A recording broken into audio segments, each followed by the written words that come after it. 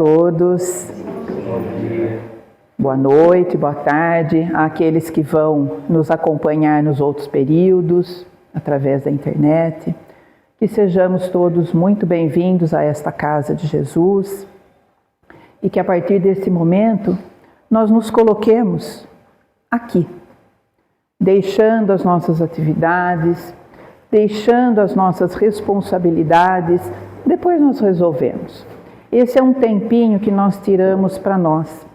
É um tempinho onde nós nos encontramos mais efetivamente com a espiritualidade, que aqui está e que nós aproveitamos para dar também as boas-vindas a esses nossos companheiros do mundo espiritual, que preparam o ambiente, os trabalhadores desta casa, para nos receber, também para receber aqueles desencarnados que vêm para nos auxiliar e também aqueles desencarnados que vêm para ouvir e aprender um pouco também. Porque nós sabemos que a vida continua, a única coisa que muda é o corpo físico. Já não teremos mais o corpo físico quando o nosso corpo perecer, mas nós continuaremos vivos, continuaremos aprendendo, continuaremos estudando, continuaremos o nosso progresso, porque é esse o objetivo dos espíritos, estejam eles encarnados ou desencarnados. Então, coloquemo-nos aqui, mantendo a nossa atenção na casa, porque assim nós fazemos uma conexão com a espiritualidade. Ela se achega mais próxima de nós, nos auxiliando. E a ela, mais uma vez, nós damos as boas-vindas, deixamos a nossa gratidão, o nosso carinho também, e que seja uma manhã para nós, proveitosa nesse nosso encontro, nesse dia tão agradável que está.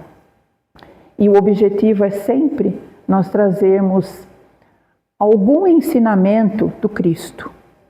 E hoje a nossa reflexão será sobre o capítulo 6 do Evangelho segundo o Espiritismo, que traz para nós um convite do Cristo, que traz para nós conselhos do Cristo. Allan Kardec, muito sabiamente, intitula este capítulo como Cristo Consolador. Quem era o Cristo? Quem foi Cristo? Bom, Jesus nasceu em Belém, foi criado em Nazaré pelos seus pais. Já muito cedo ele começa o despertar, do motivo que ele aqui estava encarnado. E ele fazia parte, muito integrante da sociedade da época. E ele ouvia dos pais, ouvia daquele povo as reclamações, os sofrimentos que eram impostos por Roma, que Roma subjugava, Roma humilhava todo aquele povo daquela região. E Jesus acompanhava isso. Então ele cresce ouvindo qual era a realidade dele. Assim também ele cresce conhecendo aquilo que era dito sobre ele, que os profetas falavam sobre aquele que viria, o enviado de Deus, o Cordeiro de Deus, o Messias, que viria para libertar aquele povo do jugo de Roma. E ele então ali, na sua superioridade como espírito, mas como uma criança normal, como todas as crianças, também tinha suas atividades de brincadeira, mas ele trazia nele esse objetivo. Porque qual foi o objetivo da encarnação do Cristo? O Cristo veio com o objetivo de consolar. Por isso, Allan Kardec, com certeza, ele foi muito intuído, muito inspirado pelos espíritos superiores quando ele intitula esse capítulo de O Cristo Consolador. Porque o que é consolar? Consolar é aliviar, ou pelo menos tentar aliviar as dores, os sofrimentos, as dificuldades das pessoas. Isso é aliviar. Mas se nós pegarmos essa palavra lá do grego, consolador tem um significado maior. Tem um significado de aquele que protege, aquele que acalenta. Então, nesta definição, ou nesse sentido, consolador é aquele que protege. Então, quem tem um consolador está protegido. E por que nós podemos afirmar que o Cristo veio com o objetivo de consolar? Porque era isso que ele fazia. Ele estava sempre no meio do povo, ele estava convivendo, porque Jesus conviveu exatamente da forma como a sociedade era. Ele viveu inserido nas dificuldades que o povo tinha, ele vivia inserido nas exorbitâncias que Roma praticava contra aquele povo. Ele vivia naquela sociedade que se revoltava contra Roma.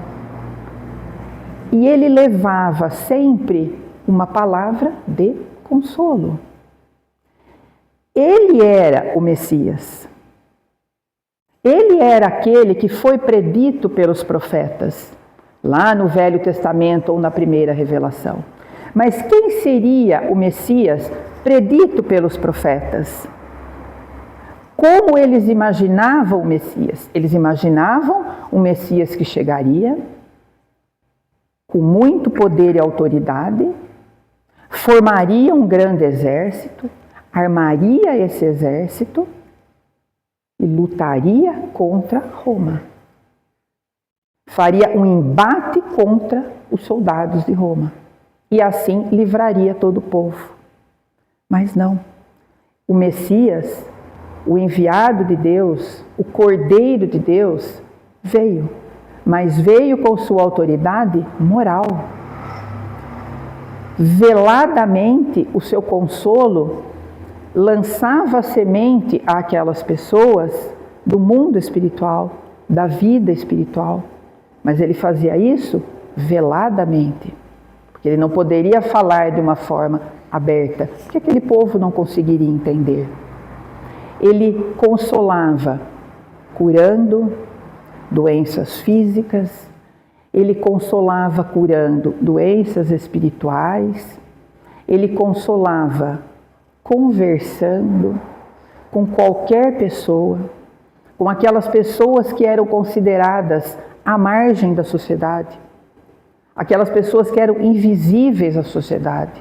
Ele conversava com elas, ele acolhia aquelas pessoas, consolando, confortando, aliviando as suas dores emocionais, psicológicas e físicas.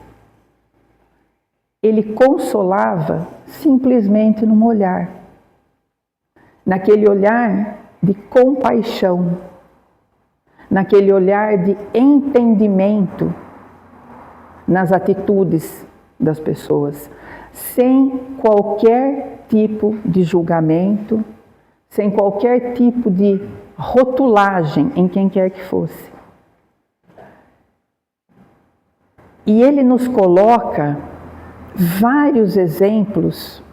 Nós temos N exemplos na Bíblia, mas nós temos alguns que são mais conhecidos, e desses alguns mais conhecidos, nós encaixamos exatamente o que Allan Kardec coloca nesse capítulo 6º, onde ele intitulou como Cristo Consolador. Kardec, nesse capítulo, ele transcreve, uma passagem de Mateus e uma passagem de João, onde ambos os evangelistas, eles retratam uma ocorrência com o Cristo. E Allan Kardec transcreve isso nesse capítulo, e ele começa com Mateus, quando Mateus diz que Jesus, reunido a todo o povo, ele diz: vinde a mim todos vós que estão cansados, sobrecarregados, e eu vos aliviarei. Aprendam de mim, que sou brando e humilde. O meu jugo é suave e o meu fardo é leve. O que o Cristo quis dizer com isso? Então ele começa nos convidando, é um convite. Quem estiver cansado, se sentindo sobrecarregado, venha até mim. Aprendam de mim. O que é aprender do Cristo? Porque ele não fala aprendam comigo, ele fala aprendam de mim. Então o convite dele é para que nós o conheçamos. O que ele fazia? A forma como ele fazia. Quando ele fala conheçam de mim, ele está dizendo para nós, olhem o que eu faço, olhem os exemplos, olhem o que eu falo. Isso é conhecer de alguém. Como que nós conhecemos de uma pessoa? Os gostos, aquilo que ela não gosta, os amigos que ela tem, o que ela faz. É esse o significado de conheçam de mim. Meu jugo é suave. Aqui este é o maior convite que ele nos faz. O que é jugo? É sabido, né, de todos nós, que a época do Cristo era muito comum a comunicação através das parábolas. Parábolas são alegorias. Parábolas são palavras, são frases, são textos com sentido figurado. O sentido figurado. Então nós precisamos compreender ali, dentro do contexto, conhecendo do Cristo, o que ele quis dizer, qual foi a real intenção dele. E o que é o jugo? Jugo é aquela peça de madeira muito usada antigamente para o arado, onde os animais, para arar a terra, eles eram colocados um ao lado do outro. E o que o Cristo está nos convidando, então? Para andar ao seu lado. É o convite que ele faz. Estamos cansados? Estamos nos sentindo estressados com a nossa vida? Com os desafios que nós precisamos enfrentar? Venham comigo, ele diz. Sigam ao meu lado. Sigam comigo. Eu vou aliviar vocês. O meu jugo é suave. Ele diz, o caminho que nós vamos percorrer com vocês ao meu lado é um caminho mais leve. E ele diz, o meu fardo é leve. O que é o fardo? Fardo é algo que nós colocamos coisas dentro, né? Antigamente era utilizado muito essa palavra. Fardo, algo pesado. Então ele diz, o meu é leve. O que tem no fardo de Jesus? Ele está nos convidando, ele nos convida, venham comigo porque o meu fardo é leve. O que tem no fardo dele? Aquilo que nós conhecemos dele. Então os seus ensinamentos, os seus exemplos são o fardo dele. E o nosso fardo? Está pesado, né? Está pesado. O que tem no nosso fardo? Vamos pensar assim, o que tem no fardo de Jesus? Então, o que nós conhecemos dele? Humildade. Aliás, ele disse, né, que ele era brando e humilde. O que tem no fardo dele? Tem humildade, tem brandura, tem bondade, tem caridade. É isso que tem no fardo dele. Vamos resumir o que tem? Tem amor. Porque quem ama cuida, quem ama respeita. Então tem amor no fardo dele. É leve. E no nosso? O que tem que está tão pesado? O que causa em nós tanto peso? Orgulho? Inveja? Egoísmo? Ciúme? Vaidade? É isso que pesa em nós?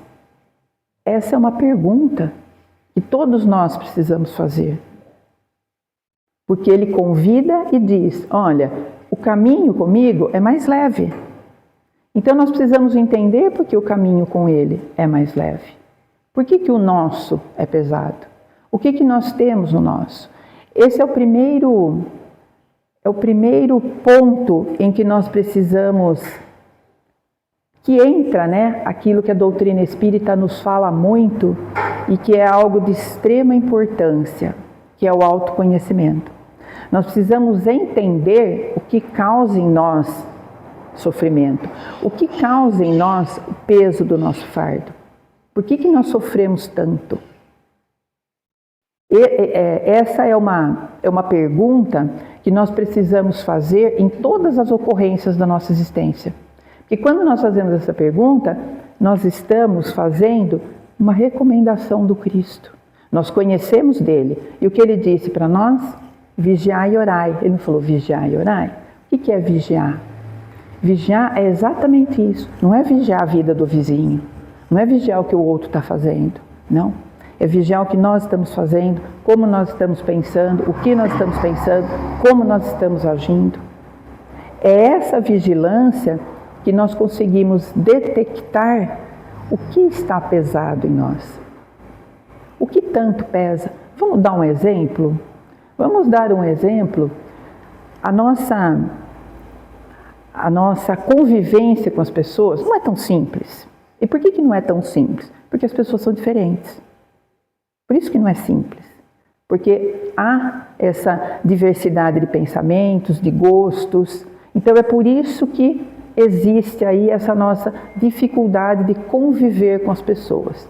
Então vamos dar um exemplo.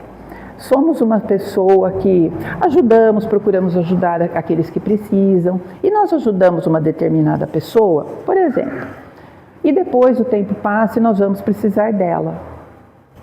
Ela não titubeia, ela vira as costas e vai embora.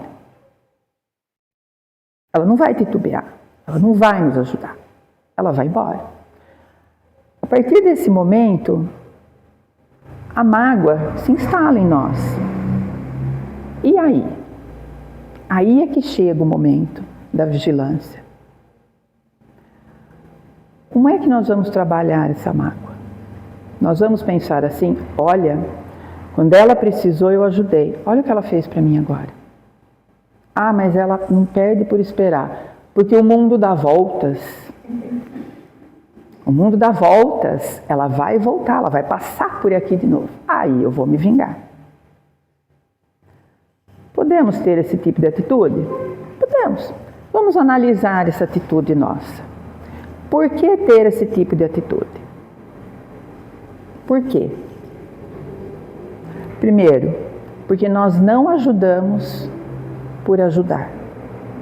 Nós não fizemos a caridade pelo simples fato de fazer a caridade desinteressada, que foi a que o Cristo ensinou. Caridade desinteressada. Se eu ajudo e depois a pessoa não me ajuda, eu não fiz a caridade desinteressada. Por que eu me magoei e eu quero vingança, eu quero fazer a mesma coisa para ela? Porque ela machucou meu orgulho. Olha o orgulho. Está pesado agora, porque agora eu vou ficar de olho na pessoa. Agora eu vou ficar de olho que se acontecer alguma coisa com ela que não der certo, eu vou festejar. Isso pesa. Nós damos uma freada no nosso caminho. Qual é o objetivo nosso na encarnação? Muitos perguntam, né? Falam, mas por que será que eu estou encarnada? O que eu vim fazer aqui? Os espíritos superiores responderam o que nós viemos fazer aqui. Está lá na questão 132 do Livro dos Espíritos. Nós temos duas finalidades na encarnação. A primeira é a nossa evolução espiritual. Nós vamos, queiramos ou não, chegar à perfeição relativa. Nós vamos. Isso é um fato, isso é um dogma. Isso não é mudado, isso não vai ser mudado nunca. Esse é o objetivo da nossa encarnação. Nós vamos chegar à perfeição. Como nós chegamos à perfeição? Trabalhando as nossas imperfeições, tirando do nosso fardo o orgulho, a inveja, a maledicência, o egoísmo, a vaidade, e colocando o fardo leve que o Cristo nos convidou. Isso é um processo. Então, o objetivo, a finalidade da nossa encarnação, o primeiro deles é chegar à perfeição. E o segundo objetivo? O segundo objetivo da encarnação é pôr o espírito em condição de participar na sua parte na obra da criação. Participar na obra da criação, não da obra. Participar na obra. Isso está lá no Livro dos Espíritos, questão 132. E o que é participar na obra? Nós somos espíritos importantes. Nós não estamos no mundo a passeio. Fazer parte na obra significa que nós somos, entre aspas, co-criadores. Ora, nós não somos candidatos ao mundo de regeneração? Nós não queremos ir para o mundo de regeneração? O mundo de regeneração não vai aparecer num passe de mágicas. O mundo de regeneração já começou a ser construído. E nós somos os artífices desse mundo de regeneração. Mas nós queremos a paz e fazemos guerras. Nós brigamos por futebol, nós brigamos por crença religiosa, nós brigamos por cor da pele, nós brigamos em fila porque nós queremos ter privilégios. Que mundo de regeneração nós estamos construindo? Nós somos artífices do nosso futuro. Fazer parte na obra e não da. Da obra nós seríamos espectadores. Nossa, o que está acontecendo? Olha lá, olha aquilo. Não, nós somos autores. Se nós queremos um mundo regenerado, nós precisamos ser espíritos regenerados. E o convite que o Cristo faz é exatamente nesse sentido. Lá da questão 132 do Livro dos Espíritos. Então, se nós não sabemos o que nós estamos fazendo aqui, agora nós já sabemos. O objetivo, a finalidade da nossa existência aqui. É fácil? Claro que não é fácil. Mas nós recebemos um convite do Cristo e nós, que estamos aqui reunidos, aceitamos este convite. Nós aceitamos este convite. E como trilhar nesse caminho ao lado do Cristo? Como? Primeiro, como ele disse, conhecendo dele. Então nós precisamos estudar, nós temos um caminho. Nós temos um caminho. Dentro desse caminho que o Cristo nos convida e nós aceitamos a caminhar com ele, nós fazemos o quê? Nós estudamos. Estudar significa o quê? Conhecer do Cristo. Então nós vamos estudar os seus ensinamentos, estudar os seus exemplos, refletir sobre eles, refletir em tudo que ele fez, tudo que ele ensinou. O que é refletir? Refletir é entender ou chegar ao entendimento de que aquilo, deste convite que ele nos faz, de trocar o nosso fardo pesado pelo leve, que isso tem sentido para nós. Que é melhor para a nossa existência se nós formos trocando o que tem dentro do nosso fardo por aquilo que ele oferece. Isso é refletir. Quando nós refletimos, nós vamos compreender. Quando nós compreendemos, o que é compreender? Compreender é exatamente isso. É ver na prática que se nós não guardarmos mágoa daquela pessoa, do exemplo anterior, nós vamos continuar no nosso caminho e a pessoa também. E nós fizemos o quê? A caridade desinteressada. Ótimo, vamos seguir a nossa vida. Então nós estudamos, nós refletimos, nós compreendemos. Quando nós compreendemos, nós assimilamos. Quando nós assimilamos alguma coisa mentalmente, aí nós chegamos no último passo, que é a prática. É a prática. Quando nós praticamos, pronto. Esse é o percurso. E esse percurso do estudar, ou ter conhecimento, ou conhecer do Cristo, refletir, assimilar e depois praticar, é exatamente o que nós estamos aprendendo com a doutrina espírita. Aí, nós chegamos na fala de João, que Allan Kardec coloca nesse capítulo 6º. O Cristo sabia que o seu tempo aqui na Terra estava se esgotando. O que ele faz então? Ele reúne os seus discípulos, aqueles que estavam mais próximos dele, né, os 12, porque também nós sabemos que não eram apenas 12, né, esses 12 estavam mais próximos dele. Ele então reúne esses 12 e diz que ele iria embora, mas que ele pediria ao Pai que enviasse um outro Consolador. E que esse outro Consolador viria para relembrar os seus ensinamentos e para nos ensinar todas as coisas.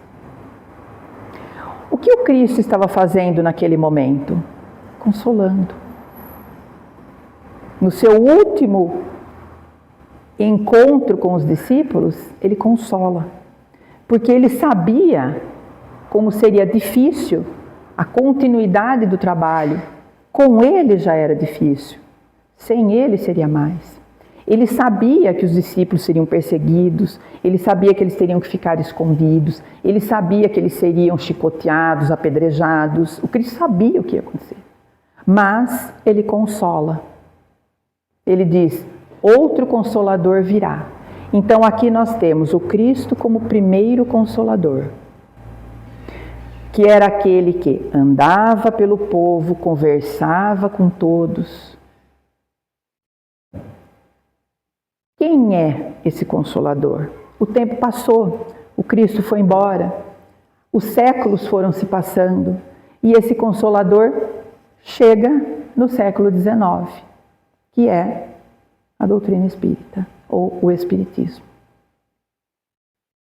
Mas, dentro daquele caminho que nós aceitamos o convite e estamos caminhando com o Cristo, qual é o caminho?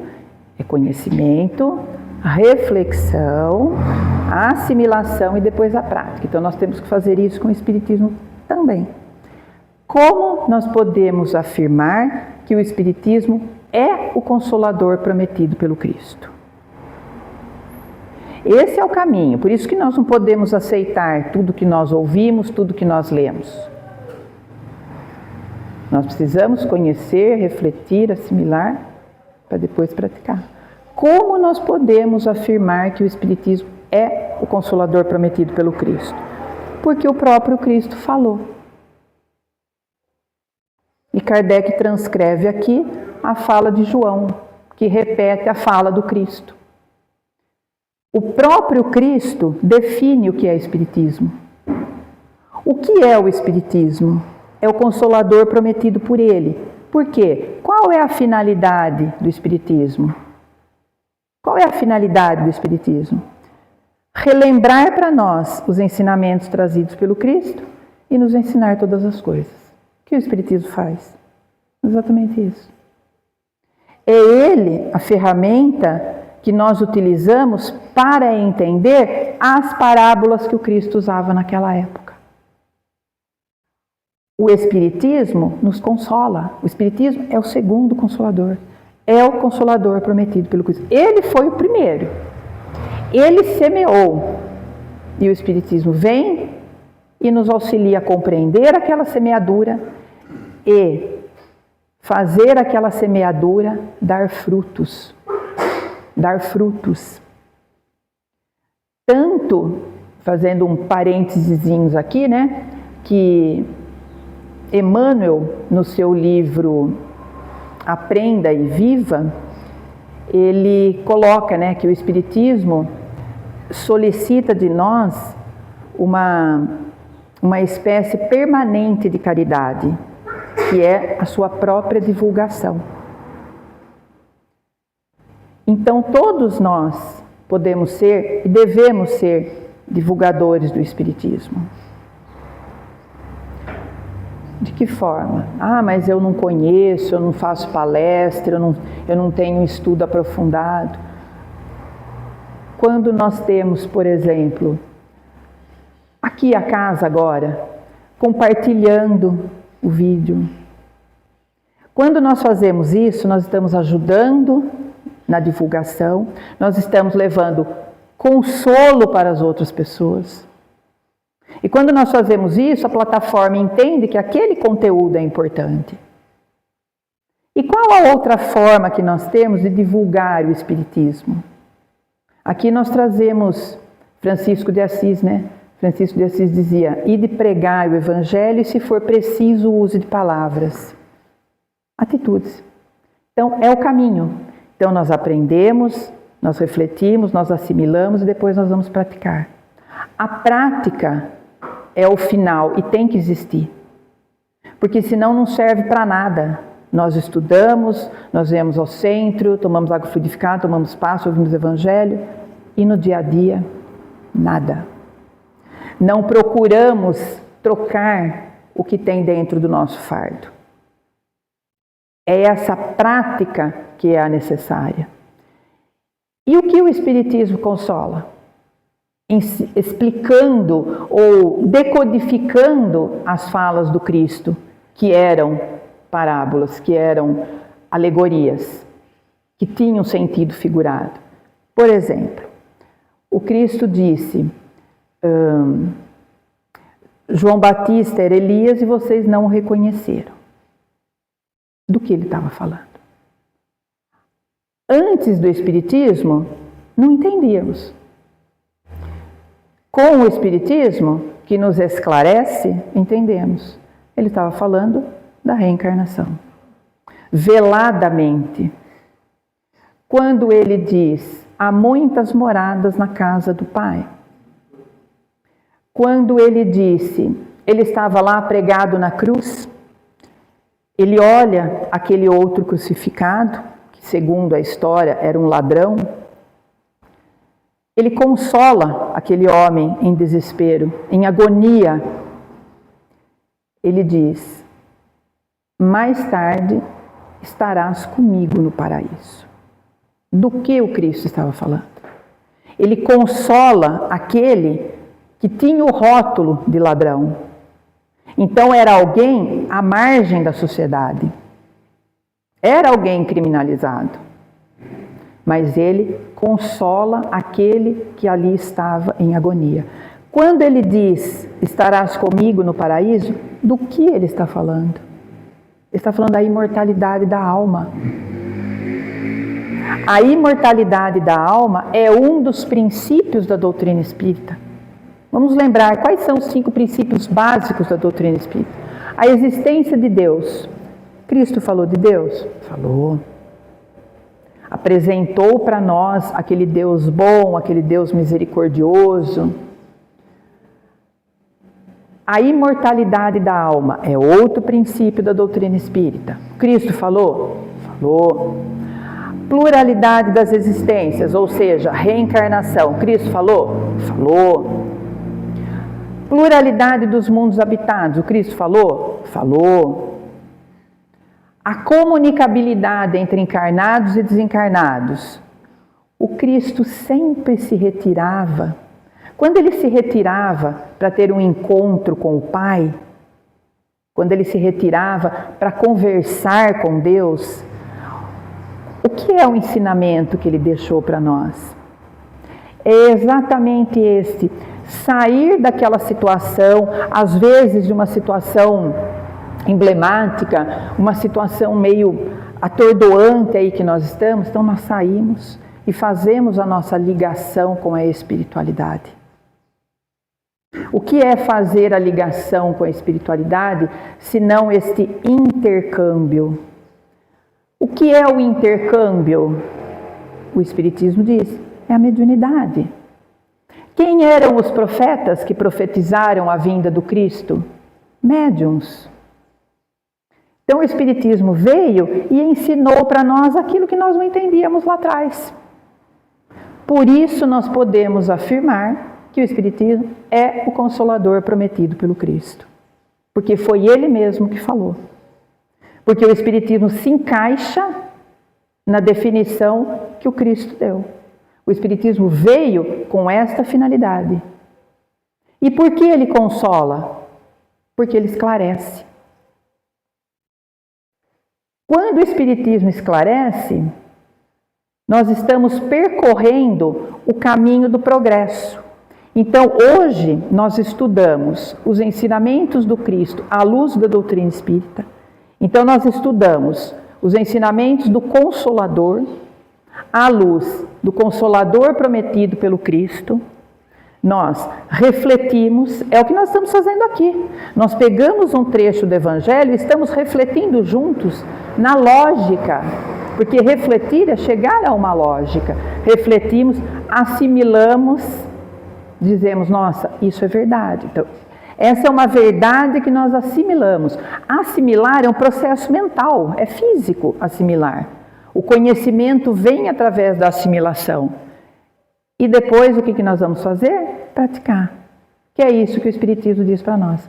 É a prática da caridade desinteressada, a prática do desapego de pessoas, desapego de coisas, a prática no trabalho, através do nosso autoconhecimento, das nossas imperfeições, do nosso orgulho, da nossa inveja, da nossa vaidade, tudo aquilo que pesa na nossa existência. E o que mais o Cristo fez na sua prática? Ele nunca rotulou ninguém. Ele nunca teve preconceito com alguém. 3 casos que nós temos que são assim, são vários, né, como nós falamos, mas 3 casos que são assim bem conhecidos por todos lá na Bíblia. Por exemplo, a de Zaqueu. Porque tudo que nós temos na Bíblia, seja no Velho ou no Novo Testamento, na primeira ou na segunda revelação, tudo é importante, deve ser conhecido minimamente e trazido aqui para a nossa realidade.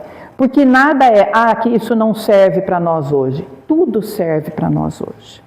Olha o exemplo do Cristo. Zaqueu, todos nós conhecemos, né, a história dele, era o chefe dos cobradores de impostos, então ele trabalhava para Roma, ele enriqueceu às custas do sofrimento do povo, porque eram cobranças exageradas. E ele, sabendo que o Cristo passaria por um determinado lugar, como ele tinha uma estatura baixa, ele sobe, né, numa árvore e fica olhando para ver Jesus de longe. E de repente o que Jesus faz? Diz a ele, desça que eu vou para a sua casa. As próprias pessoas que acompanhavam o Cristo se indignaram com isso e até se revoltaram. Como assim o mestre vai na casa de um ladrão, de alguém que se tornou rico, fazendo outras pessoas sofrerem? E o Cristo vai. O Cristo vai. Em momento algum ele disse, larga aquele ali que ele aproveita do povo. Ele rotula. Ele traz para ele um juízo de valor. Não. Ele vai na casa de Zaqueu. E o que acontece lá? Zaqueu diz a ele que ele daria metade de tudo que ele tinha para os pobres. E aquilo que ele conseguiu prejudicando alguém, ele restituiria em quádruplo. O que Zaqueu está fazendo naquele momento? Ele está ali numa posição de arrependimento pelo que ele fez. E quando ele fala que ele iria restituir em quádruplo, ele está dando cumprimento à Torá. Porque uma das leis da Torá é essa. Prejudicou, você vai restituir em quádruplo. O que aconteceu ali naquele cenário? Zaqueu estava espiando porque queria ver o mestre. E naquele momento ele reconhece o seu erro e quer corrigir o seu erro. Um outro exemplo conhecido, da mulher que pega a água no poço da Samaria. Os samaritanos eram um povo à margem, era um povo considerado impuro. Eles não podiam se misturar. E aquela mulher, além dela ser uma samaritana, ela era mulher. E ela era muito julgada pelos seus comportamentos. E quando ela está lá no poço pegando água, Cristo vem e pede água para ela. Ela estranha aquela atitude, porque ninguém se dirigia a ela. Afinal, ela era impura simplesmente por ser samaritana e por ser mulher ainda. E ela estranha o Cristo falando com ela. O que ele está fazendo naquele momento? Ele está mostrando que todos nós somos iguais. Não é para rotular ninguém. E quando ele conversa com essas pessoas que eram mal vistas, essas pessoas que eram odiadas, como no caso de Zaqueu, ele leva o consolo, porque ele está conversando com alguém que ninguém dirigia a palavra. O centurião era aquele soldado de Roma, muito violento, muito truculento, uma pessoa que tinha autoridade, era o centurião porque ele era responsável por, no máximo, 100 soldados. Era extremamente violento, porque precisava manter o povo ali. E o seu servo está doente, e quando Jesus sai de Cafarnaum, ele vai ao seu encontro. E diz para Jesus que ele não era digno de que Jesus fosse até a sua casa, mas que se ele quisesse, o seu servo seria curado. Olha a atitude desse centurião. Ele tinha autoridade. Ele poderia ter mandado prender Jesus e obrigado Jesus a ir na casa dele e curar o servo. Não. Humildemente ele vem e diz: não sou digno de que tu vás até a minha casa. Então ele já se coloca aí numa posição diferente daquela que ele passava como autoridade, como uma pessoa extremamente violenta e truculenta. E o Cristo poderia ter dito: não, você não é o poderoso? Se vira. Eu não tenho obrigação nenhuma. Será que nós não fazemos assim? Será que nós não julgamos também as pessoas quando nós vamos ajudar? Será que nós não pensamos assim: se eu faço, ela que faça também? Se eu conseguir, ela que consiga também? Agora eu não tenho tempo de ouvir. Porque quando nós falamos de caridade, né, nós precisamos estender esse significado, né, da caridade. A caridade moral também, que é ouvir uma pessoa. Isso é consolar. Nós também temos o papel de consoladores. Então, quando nós falamos de caridade, não é só a caridade material. Será que nós também, entre aspas, perdemos o nosso tempo para ouvir alguém que está em desespero? Para dar um conselho? Ou simplesmente ouvir? Simplesmente ouvir. Será que nós temos tempo para isso? Olha o exemplo. Isso é conhecer do Cristo. Que ele falou: conheçam de mim. Nós conhecemos. E agora? Nós estamos praticando? Nós estamos chegando no final ali do caminho que nós escolhemos trilhar junto com Ele? Nós fazemos isso ou não? E quando Ele faz isso? Quando Ele conversa com a samaritana, quando Ele vai à casa de Zaqueu, quando Ele cura o servo do centurião, por que Ele fez tudo isso? Nós podemos dizer assim: porque Ele é um Espírito perfeito. Esse é o nosso fim. Esse é o nosso fim. Nós vamos chegar à perfeição. Nós vamos chegar. Isso é fatal na nossa vida. Se existe um determinismo na nossa vida, é de que nós vamos chegar à perfeição. Por que Ele fez isso? É muito mais do que ser um Espírito perfeito. Porque se nós pensarmos, Ele fez isso porque Ele era um Espírito perfeito, nós vamos usar isso como desculpa. Mas eu não sou perfeito, então eu não faço. Eu não sou perfeita. Eu não sou perfeita, então eu não faço. Por que Ele fez isso? Tem uma explicação do porquê Ele fez isso. Porque Ele enxergou naquelas 3 pessoas um espírito e não o comportamento de um, do outro e do outro. E é isso que nós fazemos. Nós julgamos porque nós observamos o comportamento das pessoas. E o que todos nós somos? Espíritos imperfeitos. Todos nós somos imperfeitos. Todos. Aquele que nós rotulamos e nós também somos. Ele enxerga, o Cristo enxerga todos nós como espíritos imperfeitos, porém perfectíveis. É por isso que ele conversa com qualquer um. Não é porque ele era um espírito perfeito. Não é. Porque o Cristo foi criado exatamente como nós somos criados, simples e ignorantes. Se ele chegou à escala crística, nós também vamos chegar. Mas como nós chegamos?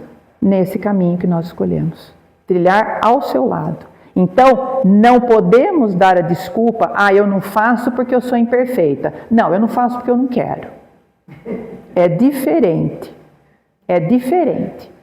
Isso é uma questão de consciência. Somos imperfeitos? Somos sim. Somos. Mas qual é o objetivo da nossa encarnação? Ir nos aperfeiçoando cada vez mais. E como nós nos aperfeiçoamos? Vamos dar o exemplo da caridade. A caridade, vamos dar o exemplo da caridade material. A caridade material nós já conseguimos fazer. Nós já conseguimos. Talvez ela tenha começado em nós como uma forma assim de obrigatória. Não, se eu tenho 4, eu posso dar 1. É assim que nós começamos. É assim que nós vamos começando a mudar os nossos hábitos. E é assim também com as nossas imperfeições morais. Então, se nós descobrimos em nós, por exemplo, o egoísmo, o apego, vamos pensar no apego. Olha, eu sou extremamente apegada à minha casa ou ao meu carro, por exemplo. É isso que nós precisamos trabalhar. Por quê? Porque senão fica pesado. Se alguém pede o carro emprestado, a gente não quer emprestar. Porque nós temos apego. Olha, não, mas vai sujar o carro, está chovendo, vai molhar. Não, mas aquela pessoa não dirige bem. Então, isso é apego. Isso pesa. A hora que a gente vê o vizinho que pede o carro, a gente entra correndo para ele não ver. Isso pesa. Isso é uma coisa que a gente não tem uma vida leve. O fardo está pesado. Então, vamos mudar. O carro é importante? Tem que ser cuidado? Tem. Tem que dar valor a ele? Tem. Mas não assim. Tudo tem que ter um equilíbrio. É a mesma coisa no apego a pessoas. Porque nós vivemos aqui numa sociedade dos pronomes possessivos. Então é o meu marido, a minha casa, a minha esposa, o meu filho, o meu trabalho. Mas nós temos que entender que essa posse, ela é provisória. Nós não somos deste mundo, nós estamos neste mundo. Daqui a pouco nós vamos embora. E quando nós formos embora, nós vamos exatamente do mesmo jeito que nós somos aqui. Porque o que vai ficar? O corpo físico vai ficar. E nós vamos embora apegados ao carro. Apegados ao meu marido, ao meu filho, à minha casa. O que vai acontecer lá? Olha o peso. Nós vamos querer ficar aqui, mas não dá. Por que não dá? Porque acabou a nossa experiência material. Acabou, nós temos que ir embora. Todo esse trabalho de desapego, todo esse trabalho de transformar, por exemplo, o nosso egoísmo em altruísmo, vai aliviando o nosso fardo. Nós vamos trocando, nós vamos tirando o que tem dentro do nosso fardo e colocando aquilo que Jesus convidou. Então, a reflexão que nós temos para esta semana é esta vigilância redobrada, como é que nós estamos? E nós aceitamos o convite do Cristo? Nós estamos andando ao seu lado? Tudo bem que de vez em quando a gente dá uma escapada, mas faz parte porque somos espíritos imperfeitos. Mas não tem importância, a gente volta. E por que a gente volta? Porque o Cristo está do nosso lado. E quando nós falamos o Cristo do nosso lado, entendamos toda a espiritualidade, entendamos o nosso espírito protetor, que está o tempo todo ao nosso lado, nos intuindo, nos inspirando. Isso é a mediunidade. Todos nós somos médiuns. Se não somos médiuns ostensivos, aqueles que trabalham nas casas espíritas com a mediunidade, nós somos porque somos espíritos. Então, essa ligação de espírito para espírito é natural e vem através de uma intuição, de uma inspiração. Então, o que é a nossa reflexão para essa semana? É o capítulo 6º. do Evangelho. Então, se não hoje, amanhã, vamos ler, estudar um pouco mais aprofundado, refletir sobre o que nós estamos conversando aqui e trazer para a nossa vida. Se nós aceitamos o convite como nós aceitamos, estamos consolados, temos o Consolador ao nosso lado, sim, e vamos utilizar o Consolador prometido pelo Cristo, a doutrina espírita, para entender cada vez mais os seus ensinamentos e os exemplos que ele nos deixou. Pensemos sobre isso, observemos muito as situações da nossa vida, o porquê as situações estão pesando tanto para nós. Porque nunca o peso vem da atitude do outro, o peso vem do que nós fazemos com a atitude do outro. O peso não é colocado pelo outro, o peso é colocado por nós. Que Jesus nos abençoe a todos.